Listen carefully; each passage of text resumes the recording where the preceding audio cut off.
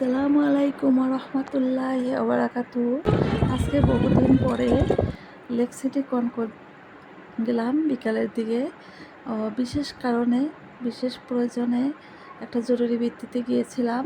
তো আমি যে এলাকায় থাকি সে এলাকা বড়ুয়া, গ্রাম্য পরিবেশ, গাছপালা, সুসজ্জিত অপরূপ রূপ, বেশ ভালোই লাগে।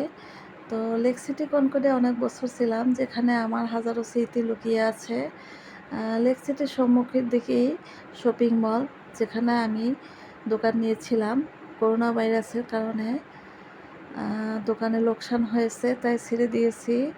তো অনেক দিন পরে এই যে লেক সিটির কনকর্ড এর গেট দিয়ে ঢুকলাম, প্রবেশ করলাম। তো ওখানে বেশ আগের থেকে উন্নতি হয়েছে, বেশ কিছু গাছপালা এবং অপরূপ রূপে সজ্জিত করেছে। প্রথম বিল্ডিংয়ের পিছনেই মাধবী, যেটা ওই বিল্ডিংয়ের পিছনে বিশাল বড় পার্ক আছে, যা বাচ্চারা সকালবেলা খেলাধুলা করে এবং বৃদ্ধরা হাঁটাহাঁটি করে।